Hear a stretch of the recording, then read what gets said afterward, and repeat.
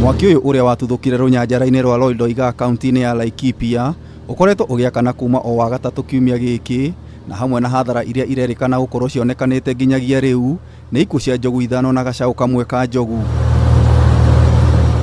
Kihumo kia mwaki uyu kirerikana gukorwo ari mbiraru cia Ngeretha iria ciebundithagiria guku, makirikana ati makitie mwaki ucio makigeria guthoma kuhoria mwaki. Wabici ya ubarothi wa Ngeretha guku bururi-ini ni mekirite mukonde uhoro uyu, ikiuga gutiri mumbiraru ona umwe ugurarite gatagati ka mbiraru makiria ma 1,000 cia Ngeretha iria ikoragwo mwena uyu.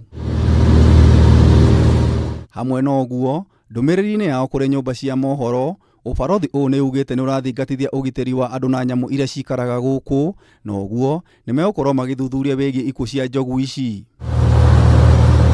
No ndumiriri ya ruhonge rwa kuramata nyamu cia githaka KWS nereganite na uhotekeku o wothe wa ukorwo kuri na njogu cikuite. No KWS ni ikirite mukonde ati eka 5,000 ni cianangitwo ni nene cia Mwaki, runyanjara-ini ruru ruria rukoragwo na njogu, miruthi na nyamu ingi nyingi.